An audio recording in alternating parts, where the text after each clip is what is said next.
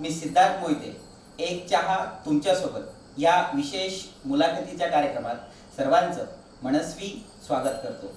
या कार्यक्रमात तुमचं सर्वांचं स्वागत। या कार्यक्रमात आजचे विशेष पाहुणे आहेत आदरणीय गुरुवर्य सुखदेव राठोड सर। सुखदेव राठोड सर, तुमचा आज वाढदिवस आहे, तुम्हाला वाढदिवसाच्या खूप खूप शुभेच्छा। धन्यवाद। अच्छा, तर आजची ही विशेष मुलाखत घेण्यात येते ती एका शिक्षकाची मुलाखत आहे। आयुष्यात कोणता व्यक्ती मोठा आहे, म्हणजे इंजिनियर मोठा आहे, डॉक्टर मोठा आहे, वकील मोठा आहे, कलेक्टर मोठा आहे की त्याच्यापेक्षा मोठा अधिकारी मोठा आहे, हे कितीही मोठे असले पण ह्या अधिकारांना घडवणारा एक घटक जो असतो तो शिक्षक असतो। म्हणून जर एखादा कलेक्टर असेल, त्याचं पद जरी मोठं असलं पण त्या कलेक्टरला घडवणारा व्यक्ती म्हणजे शिक्षक आहे। म्हणून आजची ही विशेष मुलाखत एका शिक्षकाची घेण्यात येत आहे आणि सरांचा आज वाढदिवस आहे। सरांना वाढदिवसानिमित्त आपल्या एक चहा तुमच्यासोबत या कार्यक्रमाच्या तर्फे सुद्धा खूप खूप शुभेच्छा। नमस्कार सर, तुम्ही एक शिक्षक हाच पेशा का निवडला?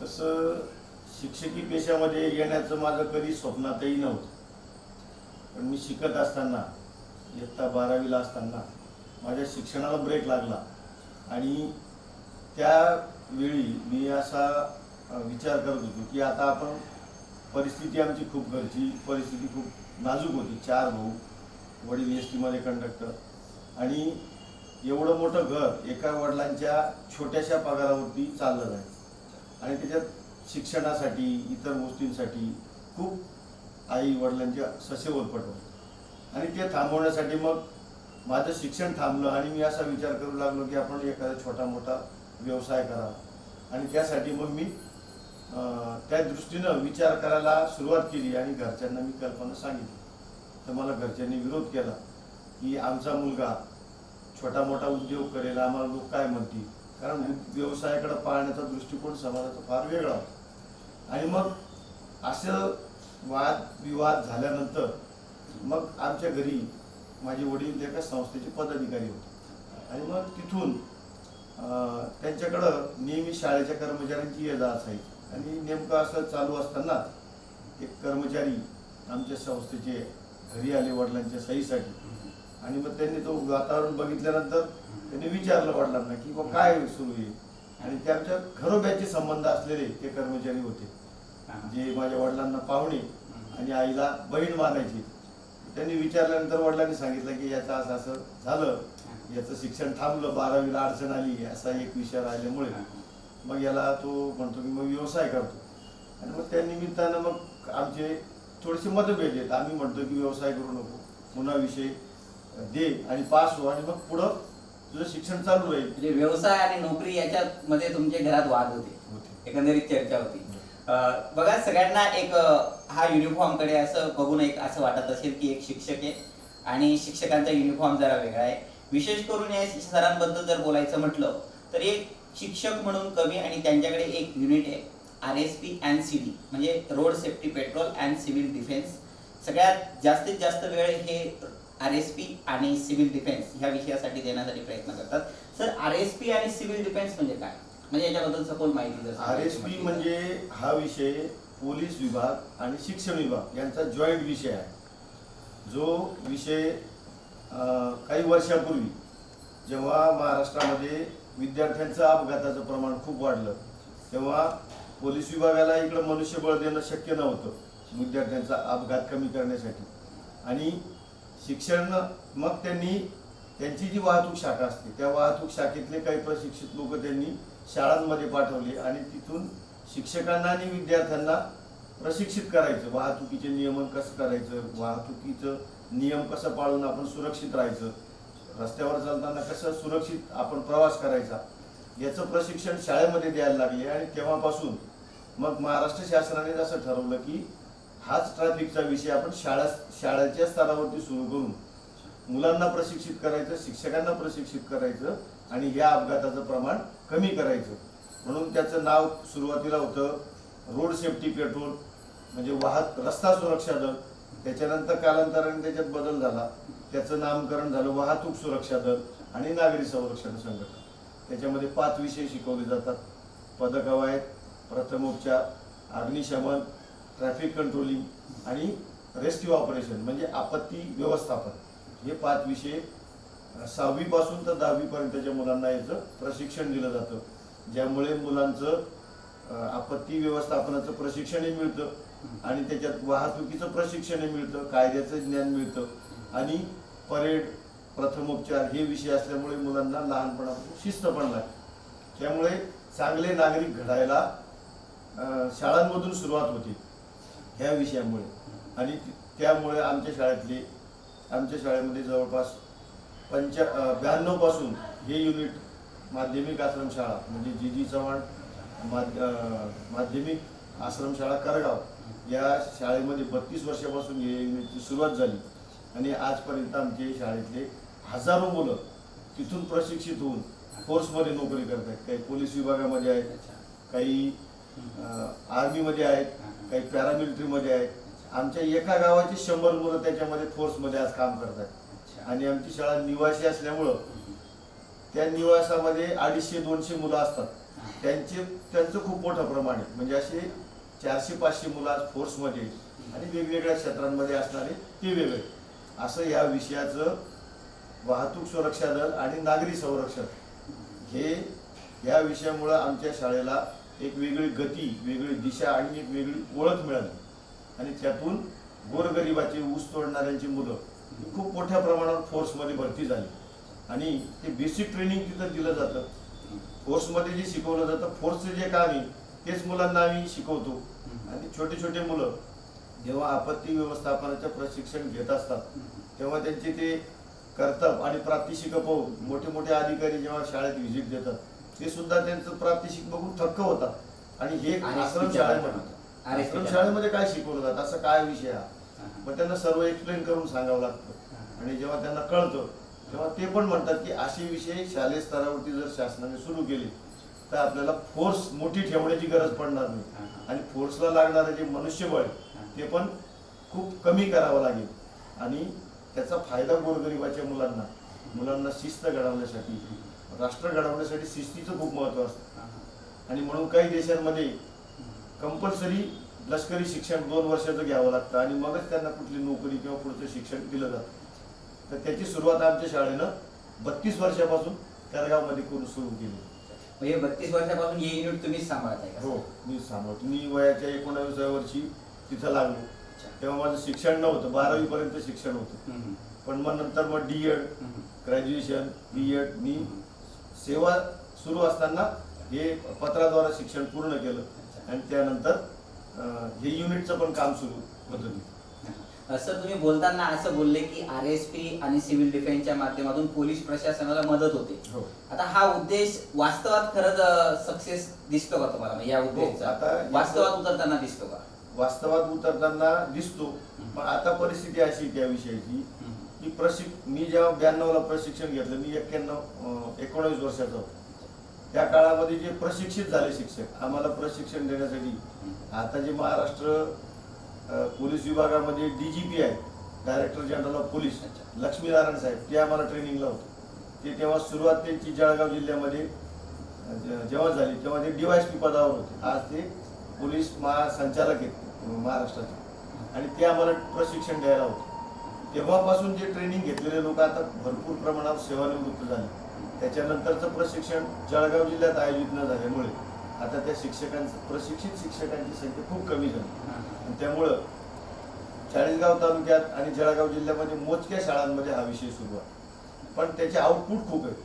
तिथं प्रशिक्षित झालेले RSP मध्ये ट्रेन झालेली मुलं जेव्हा पोलीस भरती आणि लष्करी भरतीमध्ये उभे राहतात त्या मुलांचं प्रशिक्षण, त्यांचं ते ॲटिट्यूड बघून आणि प्रमाणपत्र बघूनच त्यांना अर्ध निवड त्यांची केली जाते आणि लगेच ते मुलं फायनल निवडीत उतरतात. म्हणजे एकंदरीत तुम्ही RSPच्या माध्यमातून त्या मुलांना एवढ्या चांगल्या पद्धतीची ट्रेनिंग देता की ते कुठल्याही फोर्समध्ये ज्यावेळेस उतरताय तर त्यावेळेस त्यांच्या प्रॅक्टिसच्या जीवावर ते त्या ठिकाणी यश मिळवतात किंवा त्यांचं सिलेक्शन होतं असं तुम्हाला म्हणायचं? हो, फोर्सला प्रशिक्षित विद्यार्थी सुरुवातीलाच मिळून जातात, त्याच्यामुळे त्यांना ट्रेनिंग द्यायला पण अवघड जात नाही. ते मुलं चांगल्या क्वालिटीचे, चांगल्या कौशल्याचे फोर्समध्ये भरती होतात. RSP मध्ये ट्रेन झालेला विद्यार्थी जेव्हा फोर्समध्ये जातो तो 2 महिन्यातच आपली चुणूक दाखवतो. त्याला परेड येते, त्याला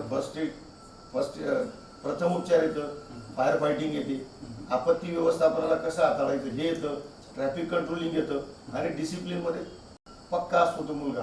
त्यामुळे त्याला पहिल्या ट्रेनिंग काळामध्ये त्याला रँक मिळायला सुरुवात होऊन जाते. तो पोलीस असेल तर तो नाईक होतो, नाईक म्हणून झाला तर 2 महिन्यात तो त्याचा पुढच्या पदोन्नतीवर जातो.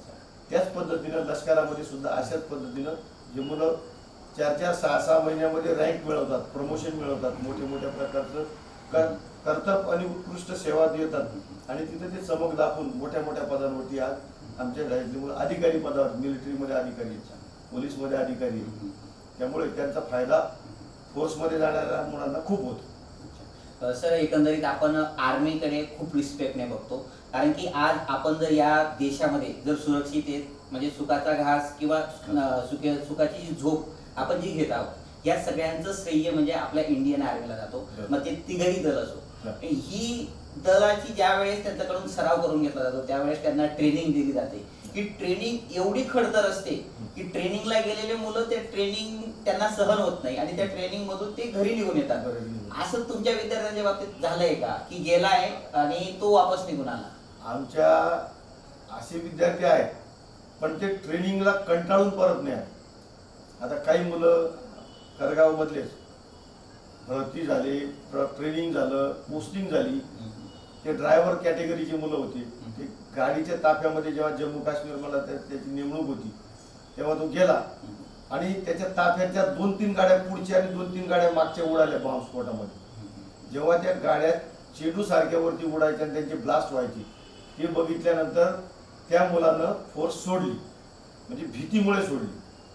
ट्रेनिंगला कंटाळून किंवा तिथल्या खडतर ड्युटीला कंटाळून त्याने सोडली नाही, पण त्याच्यामध्ये जे घातपात किंवा हे जे ॲम्बुश लावलं जातं, जम्मू काश्मीरमध्ये खूप मोठं लष्कर आपलं तैनात आहे आणि जम्मू काश्मीरमध्ये आजही माझ्या गावाची जवळपास 100-200 मुलं जम्मू काश्मीरला तैनात आहेत. आणि ज्या मुलांचे काय म्हणतो त्याला आपण ताफे, त्या गाड्यांच्या ताफे जेव्हा इकडून तिकडं ऑपरेशनल मुवमेंट होतात तेव्हा त्या गाडीतल्या काही गाड्या जर उडवल्या गेल्या तर त्या अपघाताच्या भीतीनं त्या मुलांनी फोर्स सोडली. असं 1-2 विद्यार्थी आहेत की ज्यांनी त्या अपघात आणि इतका तो जो प्रकार असतो इतका स्फोटक आणि इतके भयानक असतात.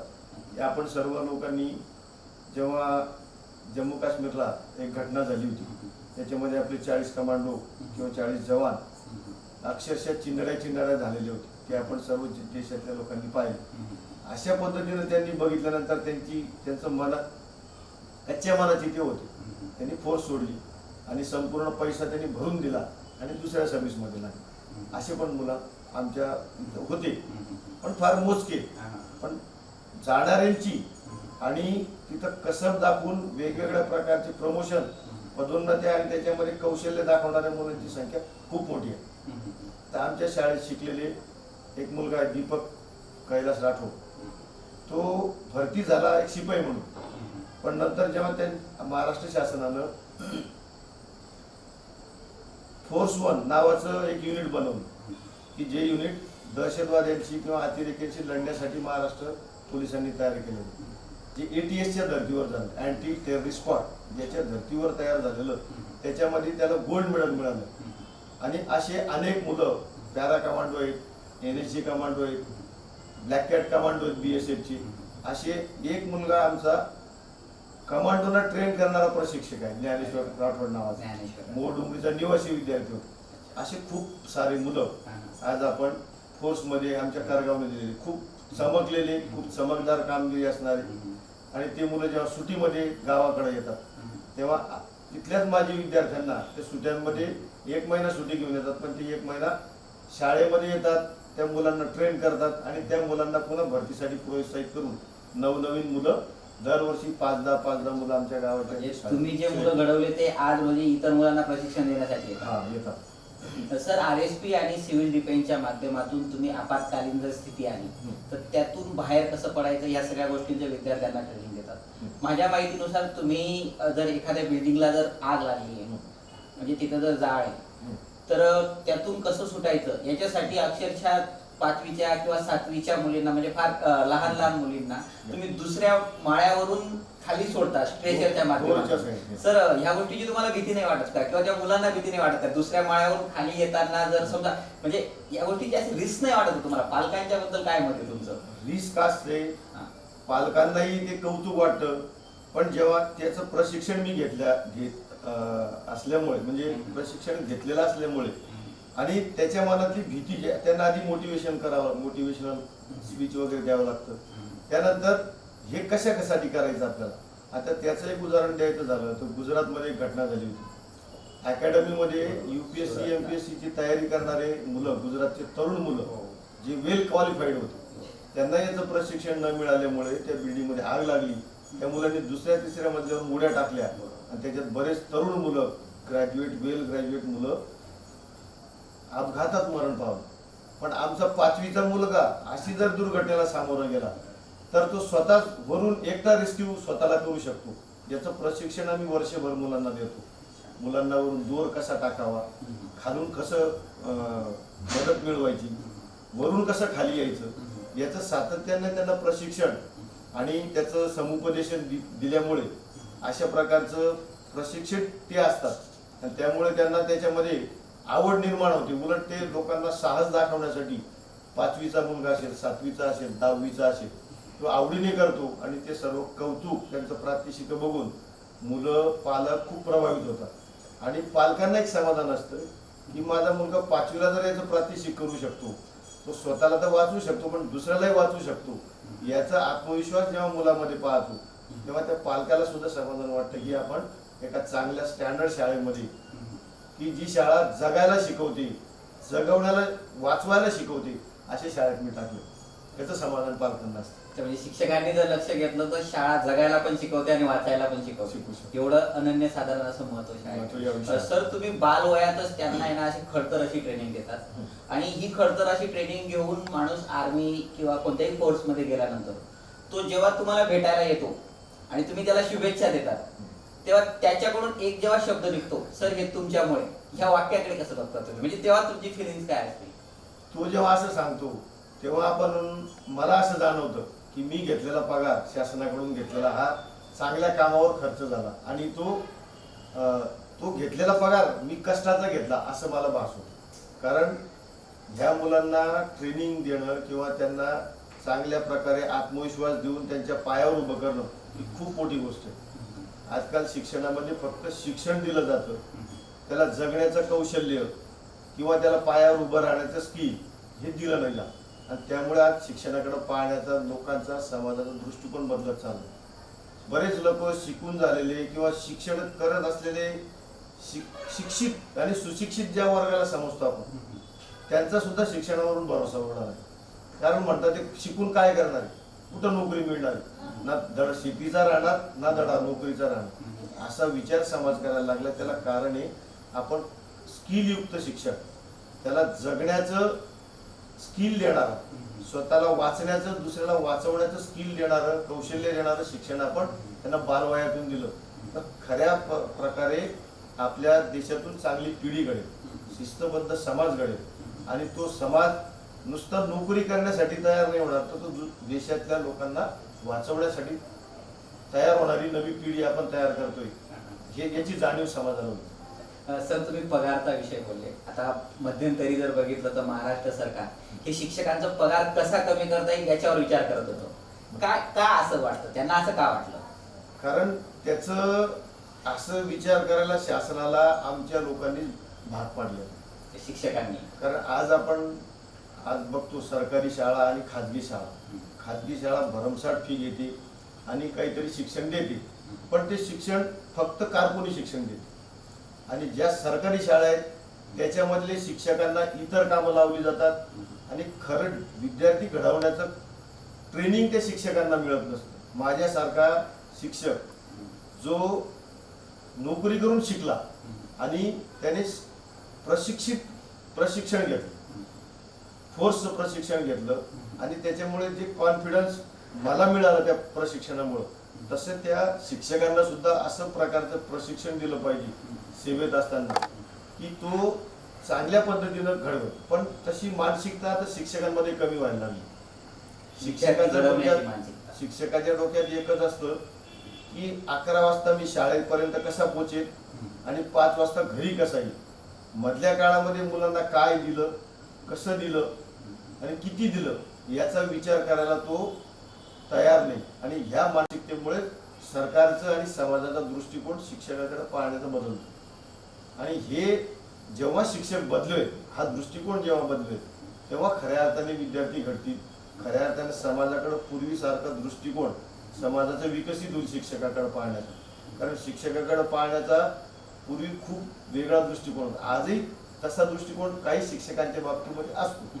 जसं तुम्ही सांगितलं की जेव्हा तुमचा विद्यार्थी भेटतो आणि तो म्हणतो सर तुमच्यामुळं, हे जेव्हा तो ऐकतो तेव्हा त्याला समाधान वाटतं. तेव्हा त्या विद्यार्थ्याला त्याच्या पालकांना सुद्धा समाधान होतं की आपण चांगल्या शाळेत चांगल्या शिक्षकाच्या सानिध्यात विद्यार्थ्याला टाकलं आणि त्याचं फळ असं मिळालं की आज आपला मुलगा घरातला एक चांगलं स्किल घेऊन स्वतःचं रक्षण करता करता देशाचं रक्षण कसं करायचं, देशातल्या जनतेचं रक्षण कसं करायचं याचं स्किल घेऊन तो स्वतःच्या पायावर उभा आहे. तेव्हा ते समाधान वाटतं समाजाचं ते शिक्षकात. आणि हा बदल शासनानं शिक्षकांमध्ये केला पाहिजे, शिक्षकांनी बदललं पाहिजे. सर तुम्ही जे बोलले की शिक्षकांना आधी खूप आदर होता, आजही आहे, पण जो आधी होता तो आता आता नाही. यासाठी शिक्षकांनी काय करायला पाहिजे, जो आधीचा आदर आहे तसा पुन्हा येण्यासाठी? शिक्षकांनी हेच केलं पाहिजे की माझ्याकडं विद्यादानाचं काम समाजाने सोपवलंय, त्याचा खूप मोठा मोबदला समाज त्यांच्या टॅक्सच्या रूपाने शिक्षकाला देतो, म्हणजे त्याचा पगार देतो. आणि त्या बदल्यात आपण शिक्षक समाजाला काय देतो, गोरगरिबाच्या मुलांना काय देतो. कारण आपण आपली मुलं बघत राहतो, आपला मुलगा कॉन्व्हेंटमध्ये कसा जाईल, आपला मुलगा अकॅडमीत कसा शिकेल, आपला मुलगा कलेक्टर कसा होईल याचा विचार शिक्षक करतो स्वतःचा मुलगा. पण गरीबाचा मुलगा कलेक्टर कसा होईल याचा विचार जेव्हा शिक्षक करेल तेव्हा हे सर्व समाजातला पण बदल होईल. अच्छा, म्हणजे एक छान विचार आहे की शिक्षक फक्त स्वतःचा मुलगा इंग्लिश मीडियम मध्ये शिकतो आणि इतर शाळांमध्ये इतरांच्या मुलांना शिकतो. मग तुम्ही इंग्लिश मीडियम आणि इतर शाळा यांच्याकडे कसं बघता? त्याच्याकडं आता जो प्रत्येकाचा दृष्टिकोन वेगवेगळा असू तुमचा शकतो. कसा आहे? माझा तर दृष्टिकोन आहे सरकारी शाळा आणि शासनाच्या अनुदानावरती चालणाऱ्या शाळा, या शाळा चांगल्या आहेत. तिथं खरं शिक्षण दिलं गेलं पाहिजे, पण दिलं जात नाही. ते व्यवस्थापनानं आणि सरकारातल्या त्या अधिकाऱ्यांनी सुद्धा लक्ष दिलं पाहिजे. शिक्षकांना फक्त शिकवण्याच्याच कामामध्ये लावलं गेलं पाहिजे. त्या शाळेतल्या क्वालिटी, त्या विद्यार्थ्यांचं कौशल्य विकसित करण्यासाठीच त्या शिक्षकांना लावलं गेलं पाहिजे. दुसरं काम न लावता त्याच कामावरती फोकस केला. काही राजकारणी शिक्षक पण असतात, ते फक्त नावाला शिक्षक आहेत आणि जगाचं राजकारण करत फिरतात. पतपेढ्यांचं राजकारण असेल, वेगवेगळ्या शिक्षक आमदाराचं राजकारण असेल, वेगवेगळ्या संस्थांचं ग्रामपंचायतचं राजकारण असेल, तिथं डोकं घालतात. पण ज्याचा पगार घेऊन आपण ताट मारलेला शिक्षक म्हणून ₹1.25 लाख पगार घेऊन तो समाजात जगतो, त्या कामाकडे त्याचं लक्ष नसतं. अशा लोकांमुळे शिक्षक बदनाम होतोय, शिक्षण क्षेत्र बदनाम होते आणि शाळाही बदनाम होते. ते थांबलं गेलं पाहिजे. सर, या राजकारणात खूप सारे शिक्षकांचा इन्व्हॉल्व असतो किंवा ते तिकडे प्रवेशित असतात, हे नक्कीच तुमचं खरं. सर, आपण जर ग्राउंड फ्लोअरला म्हणजे बऱ्याच शाळांमध्ये जर भेटी दिल्या तर अक्षरशः 9वीच्या आणि 10वीच्या मुलांना मराठी वाचन येत नाही, इंग्रजी वाचन येत नाही. बोलणं तर अजून इंग्रजी दूरचा विषय, पण मराठी आणि इंग्रजी वाचन 9वीच्या आणि 10वीच्या मुलाला येत नाही. काय कारण असू शकतं याच्या मागचं? याचं कारण आहे शाळेमध्ये सातत्य नसणं त्या विद्यार्थ्यात. आणि सातत्य असलं तर तो मुलगा लेखन वाचन याचे बेसिक गोष्टी आहेत, गणिताच्या बेसिक गोष्टी, मराठीच्या भाषेच्या बेसिक जे 4 स्किल आहेत, वाचन, लेखन, श्रवण, भाषण, संभाषण, हे स्किल त्याला आलेच पाहिजे. पण त्याला न येण्याचं कारण असतं तो 1ली ते 4थी पर्यंत शाळेत नियमित नसतो, कधीतरी येतो आणि तेव्हा त्याचं हे जे बेसिक स्किल पक्का होत असतं तेव्हा तो अनुपस्थित असतो. त्याचं गळतीचं प्रमाण शाळांमध्ये खूप आहे, त्याच्यामुळे त्याला वाचता येत नाही. आणि मग शिक्षण क्षेत्रातलं आणि सरकारचं धोरण आहे कुठल्या विद्यार्थ्याला नापास नाही करायचं, आणि नापास न करता मग त्याला पुढच्या वर्गात घातलं जातं. तो तसाच्या तसा दगड 10वी पर्यंत येतो आणि मग आपल्याला वाटतं की 9वीला जातो त्याला वाचन लेखन काय येतं. त्याच्यावरही काही शाळा उपचारात्मक शिक्षण देतात, त्यांचं बेसिक पूर्ण करून घेण्यासाठी जादा तासेस घेतात. इतर वेळेला त्यांना बोलवलं जातं, पालकांना सांगितलं जातं, पण तेव्हा तो मुलगा मोठा झालेला असतो तेव्हा तो पालकांच्या कामात येतो, त्याला शाळेच्याच वेळात पाठवलं जातं, त्या बेसिक वर्गाच्या तयारीलाही त्याला पाठवलं जात नाही.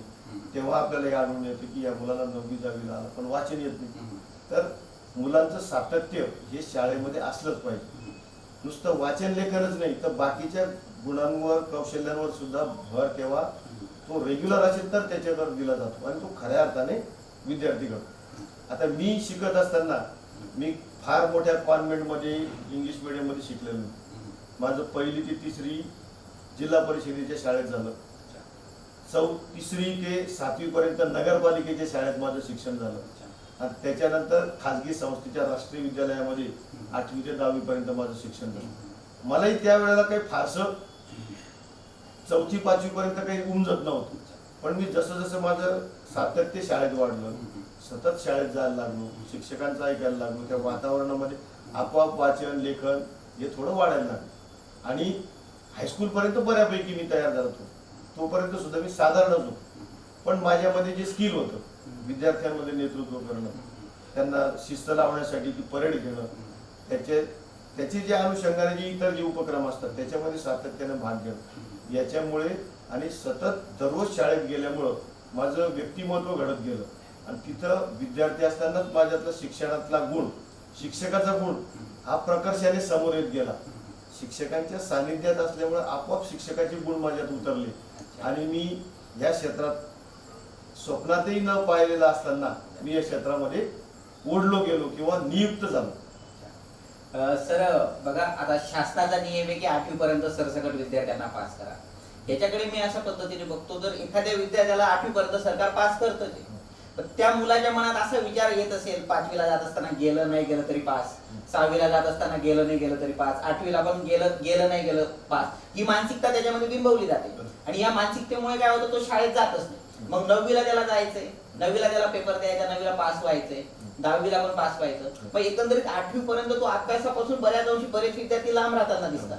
मग तो 9वीत जातो, त्याला वाचन लेखन या बऱ्याच बेसिक गोष्टी आहेत त्या जमत नाही. मग त्यावेळेस तो त्या विद्यार्थ्यांमध्ये एंटर जेव्हा होतो त्या ग्रुपमध्ये, तो इतरांपेक्षा वेगळा समजतो थोडा.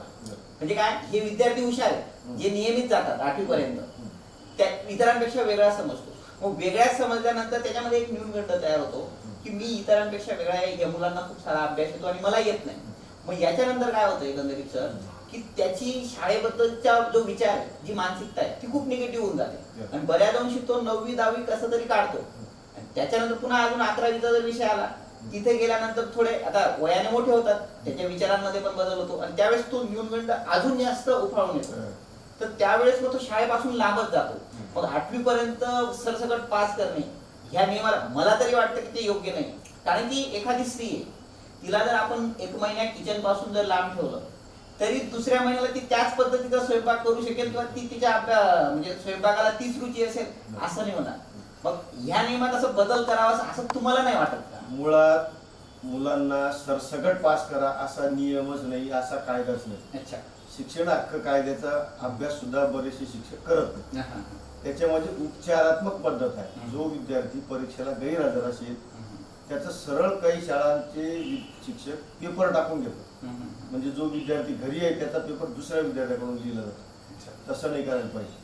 तो जर परीक्षेला उपस्थित नसेल, तो जेव्हा उपस्थित होईल तेव्हा त्याला बोलवा, तेव्हा त्याचा पेपर घ्या, तेव्हा त्याचं मूल्यांकन करून तो पास की नापास हे ठरवा. असं असताना या नियमाकडं सरळ सरळ दुर्लक्ष करून पुन्हा कोण पेपर घेत बसेल, कोण आणत बसेल, कोण तपासत बसेल, या जंजाळातून सुटण्यासाठी शिक्षकांनी शॉर्टकट मार्ग मग जनमानसात जेव्हा हा 8वी पर्यंत सरसकट पास हा मेसेज पसरवला जातो, हा का म्हणून पसरवला जातो? हा पसरवला याच्यासाठीच जातो की कुणी अभ्यास करत नाही. आता मी तुम्हाला एक शिक्षक असून हा नियम सांगतोय असं छाती थोपणे शिक्षक सांगत नाही. शिक्षक सरळ सांगतात पालकाला की आता नापास करायचा नाही असा नियम आहे सरकारचा. तसा नियम अजिबात नाही. तो नियम किंवा तो GR शिक्षण हक्क कायदा जर वाचला तर त्याच्यात स्पष्ट लिहिलेलं आहे की उपचारात्मक त्याला शिक्षण दिलं पाहिजे. तो येईल तेव्हा त्याचं परीक्षण मूल्यांकन केलं पाहिजे. त्याला ज्या गोष्टी येत नसतील त्याचं उपचारात्मक पद्धतीमध्ये त्याला तयार करून घेतलं पाहिजे आणि त्याला रेग्युलर प्रवाहात आणलं पाहिजे. पण तसं न करता शॉर्टकट शोधून त्या मुलाचं वाटोळं केलं जातं आणि याला कारण आहे पालकाचं अज्ञान, त्या शिक्षकाचं अज्ञान, त्या शाळेतल्या मुख्याध्यापकाचं अज्ञान आणि समाजाचं भलं न करण्याची प्रवृत्ती, यामुळे हे प्रमाण जास्त वाढते आणि पिढ्याच्या पिढ्या बर्बाद होतात. हे थांबवलं पाहिजे. आणि जे हाडाचे शिक्षक आहेत, ज्याला तळागाळातल्या मुलांची परिस्थितीची जाणीव आहे, ते हे करत नाही. ते सांगतात मला किती परेशान झालो, मला किती वेळ लागला, किती त्याला बोलवावं लागलं, बोलवेल की मी त्या मुलाला तयार करेल. तेच आमच्या शाळेमध्ये केलं जातं. आता आळस करणारे शिक्षक आमच्या शाळेत आहेत, पण त्यांना आम्ही उपचारात्मक पद्धती अवलंबून त्याच्यातला आळस आम्ही काढतो आणि त्याला पुन्हा प्रवाहात आणण्यासाठी त्या शिक्षकाला प्रेरित करतो. आणि आमच्या शाळेमध्ये कशी मुलं कमीत कमी कसे राहतील, तो जास्तीत जास्त मुलं शाळेत कशी येतील, त्याला सर्व बेसिक गोष्टी कशा येतील, याच्यावर आमच्या शाळेमध्ये भर दिला. सर, बऱ्याच अंशी असं होतं की 8वीचा मुलगा आहे, 9वीचा मुलगा आहे, 10वीचा मुलगा आहे, त्याला वाचन लेखन नाहीये, पण शाळेचा जो तासिका आहे, म्हणजे मराठीचं झालं तर हिंदीची होईल, हिंदीची होईल झालं की इंग्लिशची होईल, मॅथची होईल, सायन्सची होईल, हिस्ट्रीची होईल, असे क्रमानुसार तासिका होत राहतात. पण ह्या तासिकांमधून ज्या मुलाला वाचता आणि लिहिताच येत नाही, तरीही तो त्या वर्गात बसलेला आहे. काय काय प्रकार आहे हा?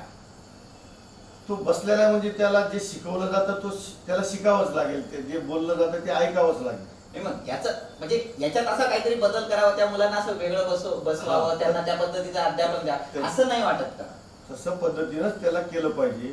पण आता खाजगी संस्थेच्या शाळांमध्ये विद्यार्थ्यांची संख्या खूप असते, तर ते एकाच वर्गात करणं किंवा गट पद्धतीने शाळा शिकवणं, गट वर्ग, एक जो न येणाऱ्या मुलांचा गट वेगळा, मध्यम येणाऱ्यांचा गट वेगळा, चांगले हुशार असणाऱ्यांचा गट वेगळा, असं छोट्या वर्गांमध्ये करता येईल. जिथं 30च मुलं येतात, 10-10 मुलांचे 3 गट केले, 3 पद्धतीनं उपचारात्मक पद्धतीने त्याचं शिकवलं जाऊ शकतं. पण शाळा खाजगी शाळांमध्ये 80, 70, 50च्या मुलं वर असतात. तिथं हे शक्य नाही. तिथं फक्त ज्यादा तास घेऊन त्या मुलाच्या सातत्याने तो हजर कसा राहील शाळेत, याच्यावर लक्ष देऊन त्याच्यात तयारी करून घेऊ शकतो आपण. आणि ज्यांना येत नाही असं आपण मानतो, त्या मुलांना सुद्धा वर्गात बसून बसून ऐकून ऐकून त्याला यायला लागतं. वाचन लेखन एवढं स्किल नाही, त्याच्यामध्ये इतरही इव्हेंट असतात, इतरही कला असतात. त्याच्यामध्ये भाषणाचा गुण असेल, त्याच्यामध्ये नेतृत्वाचे गुण असतील, त्याच्यामध्ये खेळण्याचे गुण असतील, त्याच्यामध्ये गायनाचे नृत्याचे गुण असतील, तर त्या गुणांना आपण वाव दिला पाहिजे. आणि त्याच्यातून उपचारात्मक पद्धतीने त्याला शिकवलं, त्याच्यातलं स्किल ओळखून जर आपण त्याचं स्किल बाहेर काढण्याचा प्रयत्न केला, जरी त्याला इंग्रजी वाचता येत नसलं तरी तो चांगला गाऊ शकतो, तर चांगला गायक होऊ शकतो. असे बरेच कलाकार आपण आज सिनेमा सृष्टीमध्ये वेगवेगळ्या क्षेत्रात, कला क्षेत्रामध्ये पाहू शकतो की ज्यांना वाचता येत नाही. आज आपल्या पंतप्रधानाचं उदाहरण घेतलं तर ते काही वावगं नाही ठरणार. तर असे बरेच लोक राजकारणामध्ये पण आहेत की जे त्यांना वाचन लेखन येत नाही, इंग्रजी येत नाही, पण ते राजकारण चांगलं करू शकतात, नेतृत्व चांगलं करू शकतात, समाजावर पकड निर्माण करू शकतात. असे पण लोक खूप आहेत. आणि मग त्या खरं स्किलवरती आपण जोर दिला पाहिजे. ज्या विद्यार्थ्यांमध्ये जे स्किल असेल तो स्किल ओळखून आपण त्याच्या स्किलला वाव दिला तर त्याच्यावर तो स्वतःचं पोट भरू शकतो, स्वतःचं कला विकसित करू शकतो, स्वतःचं नाव लौकिक वाढू शकतो. अशा पद्धतीने त्यांना शिक्षणात दिलं गेलं पाहिजे असं मला वाटतं. अच्छा सर, डॉक्टर बाबासाहेब आंबेडकर असं सांगतात की सुशिक्षित वर्गाने राजकारणाकडे वळायला पाहिजे. तुमच्या विद्यार्थ्यांनी राजकारणात जायला पाहिजे असं वाटतं का तुम्हाला? असं वाटतच नाही. तर माझे विद्यार्थी बरेच राजकारणामध्ये आहेत. आज माझ्या ग्रामपंचायतीमध्ये आमचं पूर्वी एकच ग्रामपंचायत होती 15 लोकांची. त्याच्यामध्ये माझे 2-3 विद्यार्थी त्याच्यामध्ये सरपंच असायचं, कुणी उपसरपंच असायचं, सदस्य असायचे. आज माझ्या गावाला 3 ग्रामपंचायती आहेत. त्या 3ही ग्रामपंचायतीमध्ये माझे निम्मे विद्यार्थी हे त्या पदांवरती ग्रामपंचायत, कोणी सरपंच फोर्समध्ये नाही तर राजकारणामध्ये. सर बघा, आता महाराष्ट्राचं मागच्या काही कालावधीचं जर राजकारण बघितलं तर आधी ठाकरे मुख्यमंत्री होते, नंतर आता शिंदे. तर हे मुख्यमंत्री एवढ्या जलद गतीने बदलतात की मुलांना जर आज प्रश्न विचारला, 1 महिन्यानंतर प्रश्न विचारला तर मुलं असे कन्फ्युज होतात. दुसरा मुख्यमंत्री तर या राजकारणाकडे बघायला बघता तुम्ही? हे राजकारण आज राजकारण म्हणताच येणार नाही. तर तो एक गलिच्छ असा खड्डा होऊन गेला आहे की जो पैसा पैशातून सत्ता आणि सत्यातून पुन्हा पैसा असा खेळ झालेला आहे. राजकारण करणं हे खूप मागं सोडून गेलेले ते लोक. यांना फक्त पैसा, एक फाटका माणूस ज्याला कपडे घालायला पैसे मिळत नाही, तो 5 वर्षात एक ग्रामपंचायत सदस्य झाला तर तो 5 वर्षामध्ये इनोवा गाडीत फिरतो. कुठून येतात हे पैसे? तर सरकारच्या वेगवेगळ्या योजनांचा भ्रष्टाचार करायचा, त्याच्यातून पैसा कमवायचा, कमी टक्केवारी कमवायची आणि त्याच्यातून फार वेगळ्या दिशेला हे राजकारण चाललेलं. त्यामुळे हे बंद झालं पाहिजे आणि ह्या लोकांना बाजूला काढून फेकलं पाहिजे. हे समाजाने केलं पाहिजे, कारण समाजामध्ये ही जागृती येणं, चांगल्या लोकांनी समाजाला जागृत करणं याची खूप आवश्यकता आहे आणि तरच हे थांबू शकतं. नाहीतर हे थांबू शकत नाही. हे एका दिवशी आपल्या देशाचे पुन्हा तुकडे तुकडे करतील. सरदार पटेलांनी आपले 500 संस्थानं एकत्र करून या संघात एक संघ हा भारत निर्माण केला. पण हे लोक ह्या भ्रष्टाचाराकडे वळून आणि आपला स्वार्थ आणि आपली सत्ता राहावी या उद्देशातून या देशाचे पुन्हा तुकडे करतील अशी समाजाला भीती वाटायला लागली. म्हणजे एवढं भयानक राजकारण असं होतं. भयानक. सर, एवढं भयानक राजकारण होतंय तरी एवढ्या सर्व राजकारण्यांमध्ये एक तरी कोणता तरी राजकारणी तुम्हाला आवडता असेल किंवा त्याच्याकडे तुम्ही चांगल्या रिस्पेक्टने बघता असं कोणी? एक फक्त? एक फक्त? हो. असे अनेक अनेक लोक सांगता येतील हा. आणि राजकारणाकडे वेगळ्या दृष्टीने पाहणारे बरेच लोक आहेत. त्यापैकी एक नवीन पार्टी आता विकसित झालेली जी समाजाचं हित आणि समाजापर्यंत हे सरकारचं दायित्व काय आहे हे जनतेलाही सांगते आणि समाजापर्यंत नेण्याचा प्रयत्न करते, ही आहे आम आदमी पार्टी. ही जे छोट्या छोट्या लोकांना, छोट्या छोट्या घटकांना, ज्याची समाजामध्ये कुठेही ओळख नाही अशा लोकांना उभं करते, त्यांना राजकारणात आणते आणि समाजालाही जागृत करते की कशा पद्धतीने आपण राजकारण केलं पाहिजे, कशासाठी आपल्याला लोक निवडून देतात हे बी समजवते.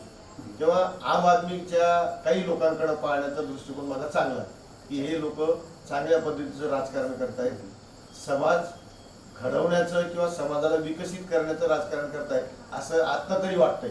आता वाटतं. तुम्ही त्या पार्टीचे सदस्य आहेत का? मी राजकारणात नाही. अच्छा. माझं घराणं राजकारणी आहे. अच्छा. माझी आजी हम्म. खूप वर्षापूर्वी सरपंच होती. अच्छा. त्यानंतर माझा लहान भाऊ 10 वर्ष सरपंच होता. बरेच माझे नातेवाईक म्हणजे जवळचे नातेवाईक, घरातले सदस्य जिल्हा परिषदेमध्ये आहेत, सभापती आहेत, वेगवेगळ्या पदांवरती. म्हणजे तुमचे सर्व नातेवाईक राजकारणामध्ये, पण मला तुम्ही राजकारणात मला जायला आवडत नाही आणि राजकारण करणं पण आवडत नाही. मला समाज उपयोगी समाजकारण करणं आवडतं, समाजासाठी काहीतरी करणं हे आवडतं.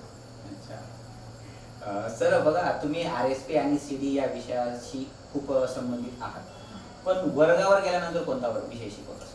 माझा स्पेशल ह्याच विषयासाठी नियुक्ती झाली होती 1992 साली. RSP आणि CD, road safety, petrol and civil defence. त्या वर्षापासून माझं स्पेशल विषय म्हणजे हाच, road safety, petrol and civil defence. आणि उरलेले तासिका मला समाजशास्त्र असेल, कला असेल, क्रीडा असेल ह्या विषयाचे मिळतात. आणि त्याच्यामध्ये सुद्धा मी BPED नसताना चांगल्या पद्धतीनं क्रीडांमध्ये सुद्धा चांगली मुलं प्रॅक्टिस करून घेतो. चांगल्या पद्धतीनं ढाली, कप आम्ही मिळवून आणलेले. एक वर्ष आमच्या समाज कल्याणच्या क्रीडा स्पर्धा होत्या, त्याच्यामध्ये 5-6 ढाली आणि एक मोठं हे भरेल भांड असे इतके कप जिंकून आणले होते आणि मुलीच्या संघाने खूप आणलेले. वास्तविक खेळाशी माझा त्यावेळेला संबंध पुराकाडा असेल, पिंपरखेड असेल, खरगाव असेल, या वेगवेगळ्या जिल्हा विभागांच्या टुर्नामेंटमध्ये खूप मोठं यश आमच्या शाळेच्या विद्यार्थ्यांनी मिळवलं. सर, तुमचा जो विषय आहे हा विषय वर्गाच्या बाहेरचा आहे, त्याच्यात तुम्हाला नक्कीच आवड आणि रुची असेल, त्याच्यात तुमचं मनही लागतं. पण वर्गावर ज्यावेळेस तुम्ही अध्यापन करता त्यावेळेस तुमचं मन लागतं का? वर्गात पण लागतं, कारण हा विषय प्रॅक्टिकली आणि थिअरटिकली अशा 2 पद्धतीने शिकवावा लागतो. जास्तीत जास्त जर बघितलं तर ग्राउंडवरचा विषय. कारण मला 4 भिंतीच्या बाहेर विद्यार्थ्यांना शिकवणं हे जास्त आवडतं आणि माझ्या मते विद्यार्थ्यांना 4 भिंतीच्या बाहेरच खरं शिक्षण मिळतं. 4 भिंतीमध्ये फक्त आपण त्यांना पोपटपंची शिकू शकतो, पण बाहेरचं जे शिक्षण आहे, आता RSP आणि CD हा विषय घ्या. माझ्याकडे 7वीचा मुलगा 50 मुलांचा प्लॅटून डील करतो, म्हणजे तो शिकवतोही, नुसतं बोलत नाही, बोलतो बी, समजवतो बी आणि प्रॅक्टिकली करून दाखवतो आणि त्यांच्याकडून करूनही घेतो. एवढे 4 स्किल एकच विद्यार्थी, 7वीचा विद्यार्थी करून घेऊ शकतो बाहेरच्या मुलांना. आणि ते खऱ्या अर्थाने तशा पद्धतीचं शिक्षण मुलांना दिलं गेलं पाहिजे. कृतीतून शिक्षण, कृतीतून जो माणूस घडतो तो माणूस फक्त वर्गात बसून घडवू शकत नाही असं माझं मत. अच्छा, ग्राउंडला जास्त महत्व. सर, तुमच्या आजपर्यंतच्या सेवेमध्ये सगळ्यात वाईट अनुभव कोणता आला सेवा करत असताना? सर्वात वाईट अनुभव माझ्या संस्थेची जेव्हा पडझड झाली माझ्या शाळेची, तो सर्वात वाईट अनुभव होता. ज्या शाळेला आपल्या अहोरात्र कष्ट करून आपण जेव्हा उभी करतो, जी शाळा 40-50 मुलांच्या संख्येवरून 1000 संख्येच्या याच्यापर्यंत नेतो, आणि तेव्हा जिथं चुकीच्या काही गोष्टी घडायला लागतात आणि त्याच्यातून जेव्हा शाळेची संस्थेची बदनामी होती, शिक्षकांचं नाव खराब होतं, तो सर्वात वाईट प्रसंग किंवा वाईट वेळ त्या काळी सांगता येईल. सर, एकंदरीत जर बघितलं म्हणजे ऐकलं तर विद्यार्थ्यांचं तुमच्यावर खूप सारं प्रेम आहे. एकंदरीत विद्यार्थ्यांचं शिक्षकांवर प्रेम असतंच, पण इतर शिक्षकांच्या बाबतीत तुमच्यावर जास्त आहे. ह्या बाबीकडे कसं बघतो तुम्ही? त्या बाबीकडं तसं म्हटलं तर हा प्रश्नच मला उलटा वाटतो. अच्छा. कारण शाळेमध्ये जेव्हा मुलं शिकत असतात तेव्हा मी त्यांच्यासमोर एकदम शिस्तप्रिय आणि कडक स्वभावाचा शिक्षक आणि सर्वात जास्त कठीण शिक्षा करणारा, सर्वात जास्त शिक्षा करणारा शिक्षक म्हणून मला ओळखलं जातं. मला काही मुलं यमराजही म्हणतात. तर त्या काळामध्ये त्या विद्यार्थ्यांना मी खूप वाईट वाटत असलो किंवा कडक वाटत असलो, पण ती मुलं जेव्हा त्या शिस्तीतून घडून पुढे जातात आणि जेव्हा त्या शिस्तीचं, त्या शिक्षणाचं, त्या गोष्टींचं महत्त्व त्याला मोठ्यापणी कळतं, तेव्हा खऱ्या अर्थाने मी त्यांना कळतो आणि तेव्हा मी त्यांचा प्रिय होतो. शिकत असताना तर मी त्यांचा दुश्मन असतो असं समजायला अडचण नाही. कारण मला पाहून आजही माझे फौजदार झालेले विद्यार्थी फोन उचलायला सुद्धा घाबरतात. सर काय बोलतील, बोलू की नको सरांची, अशी भावना मुलांच्या मनात असते. खऱ्या अर्थानं त्या काळामध्ये दिलेले ते थोडेफार कडू डोस हे त्याचं भविष्य बनवतात, हे त्याला नंतर कळतं आणि नंतर मी त्यांचा सर्वात आवडता आणि प्रिय शिक्षक होतो. असे हजारो विद्यार्थी आजही मला भेटतात आणि मग ते सांगतात त्यांचे अनुभव. अच्छा. सर, तुम्ही म्हटले की काही विद्यार्थी मला यमराज अशी उपमा देतात, म्हणजे तुम्ही मारतात किंवा त्यांना त्याची व्यवस्था म्हणून. तर आज शासनाने विद्यार्थ्यांना मारू नये असा नियम आहे, तर ह्या नियमाकडे कसं बघता तुम्ही? हा जो नियम आहे मारू नये हेच म्हणणं चुकीचं आहे. कारण शिक्षकाला शिक्षा करण्याची अधिकार असलाच पाहिजे. काही विद्यार्थी शिक्षा केल्याशिवाय सुधरतच नाही आणि काही विद्यार्थी शिक्षेने भले गांगरून जात असतील पण ते मग डरपोक होतात. आज जे आपण विद्यार्थ्यांमध्ये आत्महत्या करण्याचं प्रमाण जे बघतो ते हेच विद्यार्थी आहेत जे घाबरतात शिक्षकांना किंवा शिक्षेला घाबरतात. कुठल्याही कडक गोष्टी अंगवळणी पाडायला घाबरतात. तेच मुलं आत्महत्येकडे जातात. कारण जोपर्यंत आपण एखाद्या दगडाचं उदाहरण घेऊ, एखाद्या दगडाला जोपर्यंत टाकीचे घाव पडत नाही तोपर्यंत त्याला मूर्तीचं स्वरूप येत नाही, तोपर्यंत समाज त्याची पूजा करत नाही. जर तो दगड जसाचा तसा ठेवला तर त्याची पूजाच कोणी करत नाही. मग तो जसा दगड त्याला न घडवता जर ठेवला तर त्याला देवाचं रूपही येत नाही, तो कुठल्या कामाचा पण नसतो. तसा हा विद्यार्थी होतो. म्हणून माझ्या मते विद्यार्थ्याने सर्व प्रकारचे अनुभव घेतले पाहिजे. शिक्षा पण घेतली पाहिजे, कडक शिक्षणही घेतलं पाहिजे, नरमही असलं पाहिजे, पण शिक्षेला घालून कुठल्याही जीवनामध्ये येणाऱ्या कुठल्याही प्रसंगाला तोंड देण्याचं धाडस, साहस त्याच्यामध्ये बालपणातच तयार झालं पाहिजे. तरच तो खऱ्या अर्थाने विद्यार्थी घडेल, समाजामध्ये टिकू शकेल. आज जे आपण विद्यार्थ्यांचं आत्महत्येचं प्रमाण बघतो की हेच विद्यार्थी असतात, हेच पालक असतात की जे त्या मुलाला कुठलाही कष्ट न सहन करता त्याला घडवतात, हाताच्या फोडाप्रमाणे जपतात आणि फोड छोट्याशा काट्याने पंक्चर होऊन जातो. तेव्हा त्याला वाटतं की हे काय झालं, कसं काय. आपण समाजही विचार करतो की हा आत्महत्या कसं काय करू शकतो, कारण त्याला कठीण प्रसंगाला सामोरं जाण्याचं धाडस लहानपणी मिळालेलंच नसतं. आणि ते जर मिळालं तर तो खऱ्या अर्थाने सर्व गोष्टींशी सामना करू शकतो, कुठलेही प्रसंग अपयश पचवू शकतो आणि तो समाजात चांगल्या पद्धतीने जगू शकतो.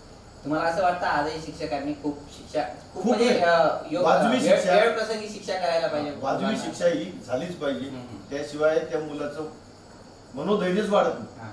तो जर शिक्षकाच्या मारण्याच्या धाक्यामुळे जर घाबरला तर एखादं काही झालं त्याच्या हातून तर त्याचा उलटा परिणाम करून तो सुसाईडकडे वळतो.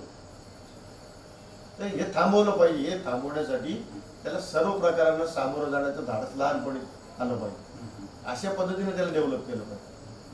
सर आपण जर बघितलं तर आधी फक्त म्हणजे 20, 22 किंवा 30 यांच्या वयाच्या पेक्षा अधिक लोकांच्या आत्महत्येचं प्रमाण आपल्याला बघायला मिळायचं. आज जर बघितलं तर 5वीचा मुलगा आत्महत्या करतो, 10वीचा मुलगा आत्महत्या करतो, 12वीचा मुलगा आत्महत्या करतो. कारण जर बघितलं तर टीव्हीचं रिमोट घेतलं म्हणून, किंवा एखादी वस्तू घेऊन दिली नाही म्हणून, किंवा पैसे दिले नाही म्हणून. तर हे प्रकार थांबवण्यासाठी एक शिक्षक म्हणून काय करायला पाहिजे? हे प्रकार थांबवण्यासाठी त्याला पर्याय एकच आहे की त्याला सर्व गोष्टींचा सामना करायला आलं पाहिजे. आपण म्हणतो की याला ही गोष्ट नाही दिली म्हणजे तो अपयश सहन करू नाही शकत, किंवा आपल्या मनाविरुद्ध काही घडलेलं सहन नाही करू शकत, शिक्षकाने बोललेलं सहन करू शकत नाही. ही सवय त्याला लहानपणीच लावली पाहिजे. त्याला लहानपणी ती सवय न लागल्यामुळं वडिलांनी त्याच्या मनाविरुद्ध गोष्ट केली म्हणून आत्महत्या करणं हे ऐकायला मिळतात. जर त्याला शिक्षकाचा नकार, अपयश पचवण्याची सवय, शिक्षा घेण्याची सवय त्याला लागली तर तो मोठ्यापणी कधीच आत्महत्या करू शकतो. आता सैनिक आहे, सैनिकाच्या प्रशिक्षणामधून बरेच सैनिक पळून जातात. हे पळून जाणारे सैनिक कोण असतात? जे त्यांनी कुठलेही चटके सहन केले नाही शालेय जीवनात, आणि ज्याला चटका सहन करायची सवय आहे तो मुलगा कुठल्याही फोर्समधून पळून जात नाही. आज आपण देशाच्या लष्करावर सर्वात जास्त भरोसा का ठेवतो?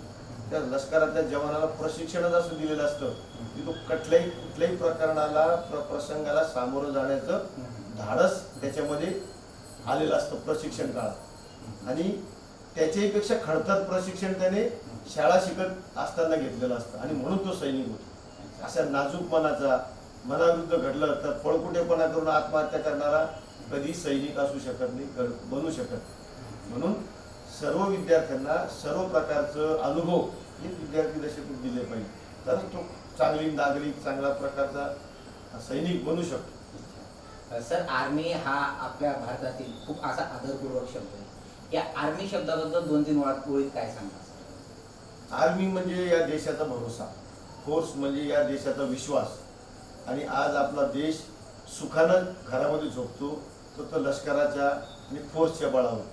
आज आपल्या देशामध्ये पोलीस आपल्या रस्त्यावर आहेत म्हणून आपण सुरक्षित झोपू शकतो. नाही तर आपला एवढा मोठा देश, 140 कोटीचा देश, आणि इतक्या जाती, धर्मांनी, पंथांनी व्यापलेला हा देश, याच्यामध्ये काय होईल काही सांगता येत नाही. पण आपण सुरक्षित जगतो, सुरक्षित प्रगती करतो, चांगलं जीवन जगतो, तर फक्त आपल्या देशाच्या 2 घटकांवरती, फोर्स म्हणजे लष्कर, पोलीस आणि शिक्षक, ह्या 2च घटकांच्या बळावरती आपला देश सुरक्षित आहे आणि सुरक्षित हातात आहे असं सांगतो. सर बघा, आर्मी, RSP आणि CV हे सगळे संबंधित विषय आहेत. ह्या सर्व विषयांच्या व्यतिरिक्त तुम्हाला शालेय जीवनातला आवडता विषय म्हणून कोणता करतात? RSP सोडून किंवा इतर विषय? RSP विषय सोडून कला या विषयाकडे माझं जास्त. चित्रकला, फक्त कला म्हणजे ती नृत्य कला असेल, संगीत असेल, स्नेह संमेलन असेल, वेगवेगळ्या प्रकारचे इव्हेंट घडवून आणणं. याच्यावर मला आठवतो, मी 2 मिनिट थांबवतो तुम्हाला. तुम्ही मागील 2 महिन्यांपूर्वी तुमच्या शाळेमध्ये माजी विद्यार्थ्यांचा भव्य दिव्य असा मेळावा घडवला. काय उद्देश होता सर एवढा मोठा भव्य दिव्य असा? आता मला काम करून तिथं 32 वर्ष झाली.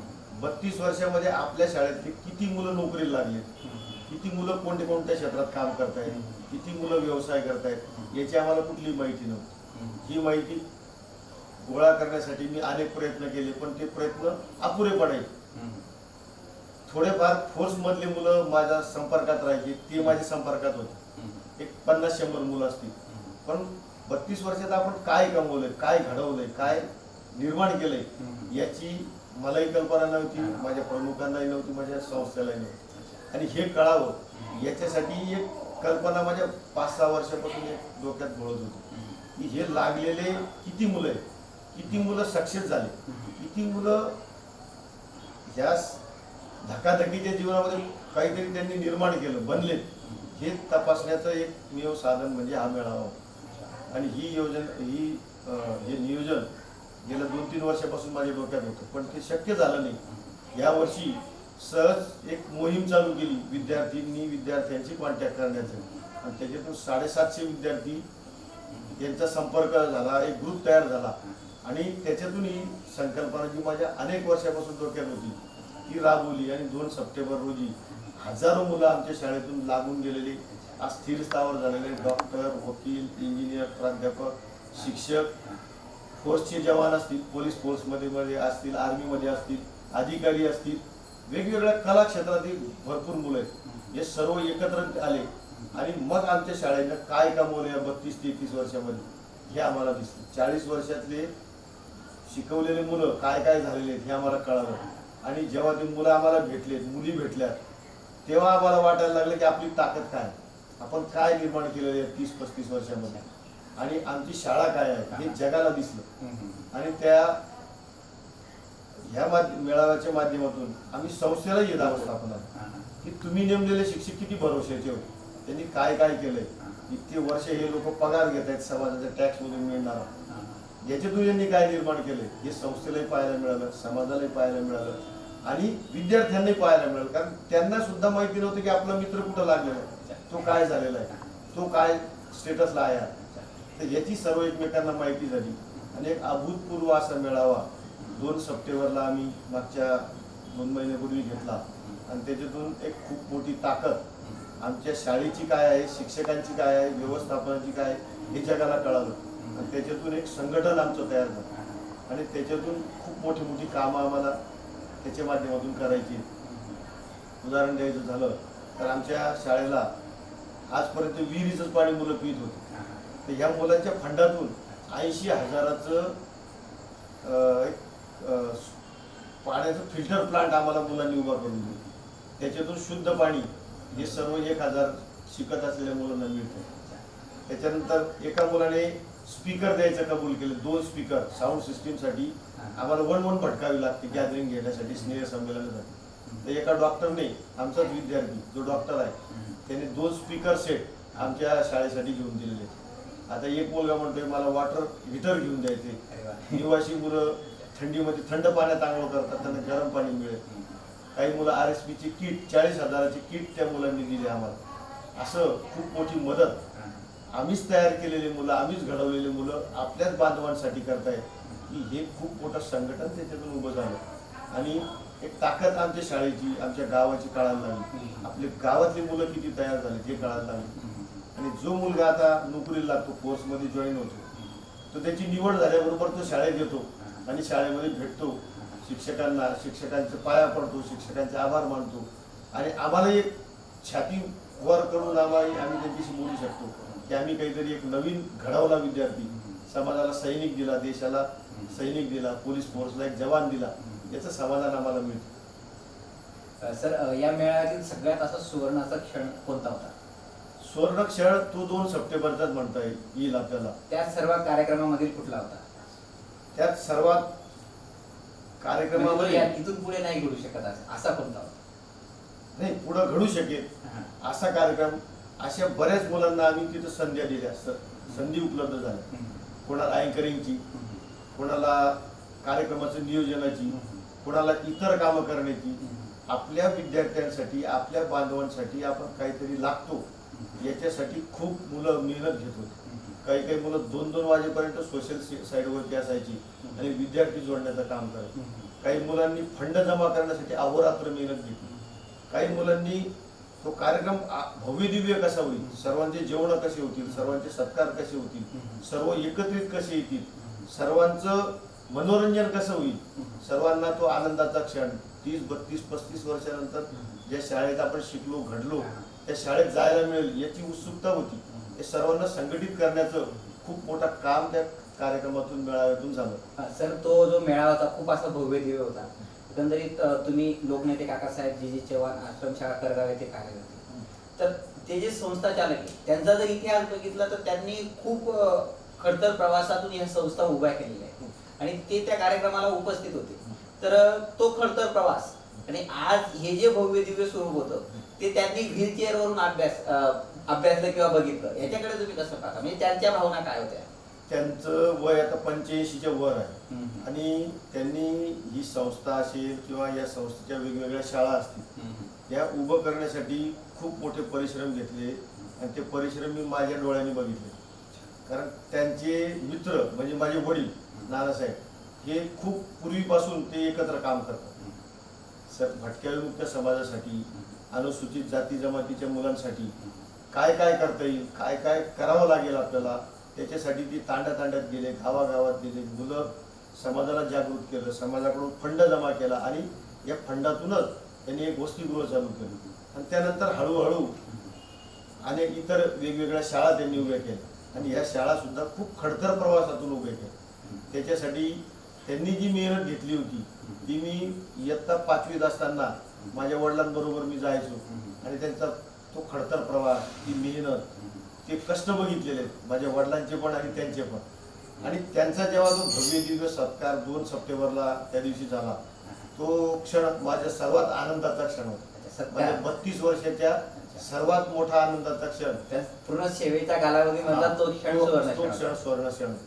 कारण मी त्यांचे कष्ट बघितलेले होते आणि मला नियुक्ती देणारे पण तेच होते. माझ्या जीजी चव्हाण साहेब, काकासू जीजी चव्हाण साहेब हे माझ्या वडिलांचे मित्र तर होतेच, पण मला नियुक्ती देणारे माझ्या संस्थेचे अध्यक्ष सुद्धा तेच होते त्या काळात. आणि माझ्याकडे कुठलंही शिक्षण नसताना, मी 12वी नापास असताना मला त्यांनी शिक्षक म्हणून नेमलं. हा खूप मोठा क्रांतिकारी निर्णय त्यावेळी त्यांनी माझ्या बाबतीत घेतला. आणि मला कुठल्या बेसवरती त्यांनी नेमलं, मी काय करणार हे मलाही माहित नव्हतं, पण माझ्यातले काही स्किल आमच्या संस्थेतल्या काही लोकांनी पाहिलेले होते.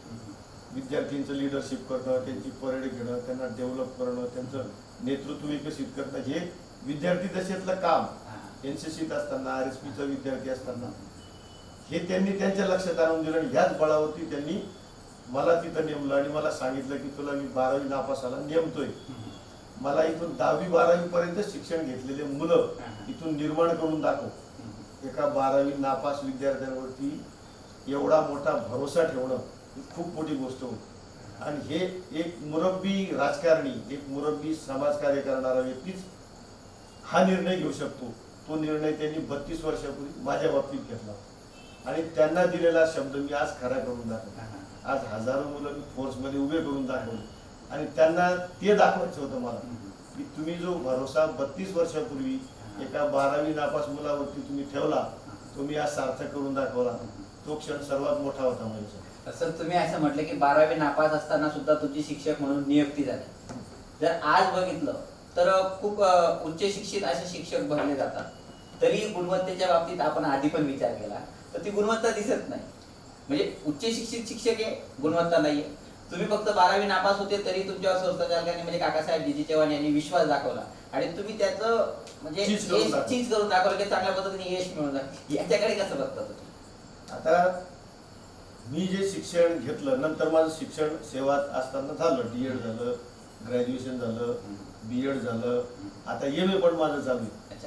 हे शिक्षण मी सेवेत असताना घेतलं, म्हणजे मी अनुभवातून शिकत गेलो. जसे जसे अनुभव आले तशा तशा पद्धतीने मी डेव्हलप होत गेलो तशा पद्धतीने. पण आज क्वालिफाईड शिक्षक जेव्हा येतात ते खऱ्या अर्थानं स्किल घेऊन आलेले दिसत नाही, म्हणून त्यांच्यामध्ये ते स्किल आढळत नाही. काही विद्यार्थी आम्ही घडवले तिथून, ते विद्यार्थी अनुभवातून घडले. निवासी आमच्या ताब्यात असतात, ते वसतिगृहाला असतात 24 तास. त्यांना आमच्यातले सर्व गुण आपोआप कामाच्या माध्यमातून, शिकवण्याच्या माध्यमातून, वेगवेगळ्या उपक्रमाच्या माध्यमातून ते आपोआप शिकतात आणि त्याच्यातून ते डेव्हलप जेव्हा होतात तेव्हा ते आमच्या तोडीचे शिक्षक तयार झाले. आणि काही शिक्षक फक्त जसं तुम्ही मागे सांगितलं की ते मुलं शिक्षा करू नये असे जे घडलेले असतात, तर ते मुलं कुचकामी ठरतात जीवन जगताना, जीवनाच्या अनुभवामध्ये अपयशी ठरतात. तशी ती मुलं नाही ठरत.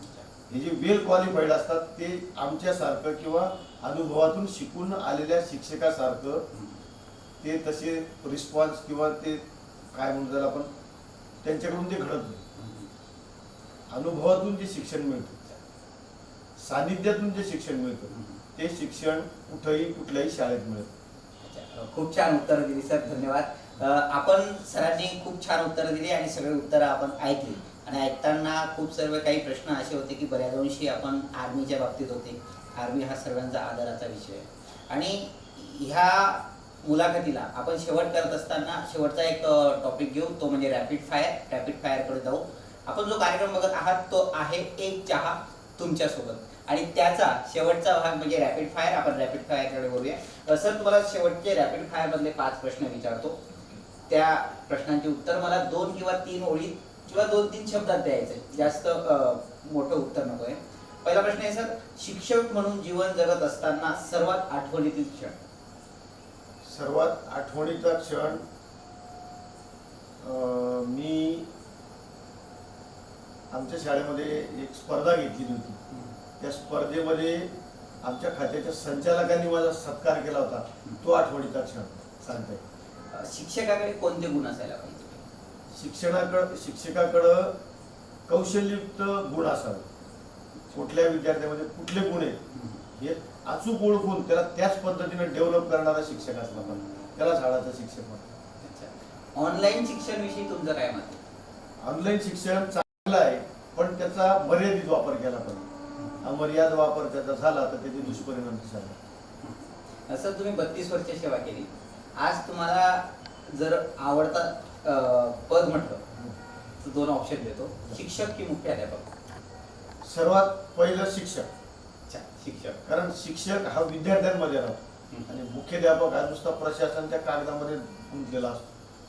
म्हणजे विद्यार्थ्यांचा मुख्याध्यापकाशी संबंधच तुटलेला असतो. आज सरकार एवढी माहिती मागवतंय की ती माहिती सादर करत करत त्याला केव्हा संध्याकाळ होते कळतच नाही. म्हणून शिक्षक महत्वाचा. मी तुम्हाला शिक्षक आवडेल की मुख्याध्यापक? शिक्षक होणं आवडेल. शिक्षक म्हणूनच सेवा काढायची. अच्छा, शेवटचा प्रश्न आहे सर. सर, एक शिक्षक म्हणून इतर शिक्षकांना काय सल्ला द्याल?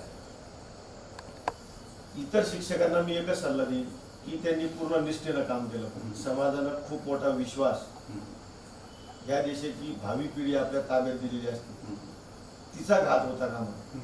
जो भरोसा, जो विश्वास समाजाने शिक्षकावरती दाखवलेला आहे त्याला अनुरूप आपण काम केलं पाहिजे. आणि आपण जेवढं वेतन घेतो त्याच्या वेतनाच्या किमान 70-80% तरी आपण मुलांना घडवलं पाहिजे असं मला वाटतं. घडवलं तर 100% पाहिजे, पण किमान 70-80% तरी घडवण्यासाठी मेहनत आणि निष्ठेनं काम केलं पाहिजे, एवढं सांग. धन्यवाद सर. तर आज होते सुखदेव राठोड सर. हे RSP ह्या आणि सिव्हिल डिफेन्स ह्या विषयामध्ये 32 वर्षापासून शाळेत सेवा देत आहेत. त्यांचं फोर्सकडे बघण्याचा दृष्टिकोन फार चांगला आहे आणि त्यांनी 32 वर्षाच्या सेवेमध्ये तिघही फोर्समध्ये खूप सारे विद्यार्थी त्यांच्या RSP आणि सिव्हिल डिफेन्सच्या माध्यमातून पाठवलेले आहेत.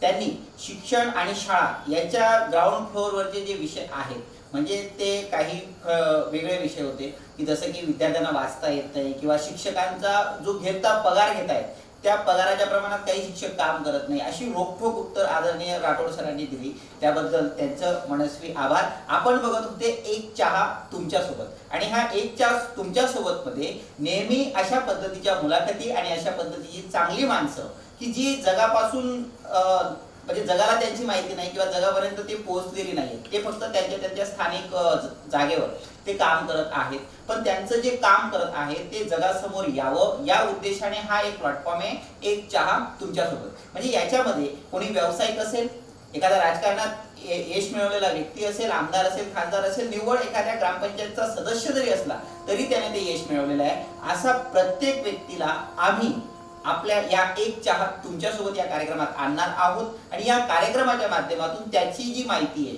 ती माहिती तुमच्यापर्यंत देणार आहोत. एक चहा तुमच्यासोबत ह्या कार्यक्रमाचा एक विशेष म्हणजे याच्यामध्ये खूप यशस्वी झालेले व्यक्ती येतील असं नाही.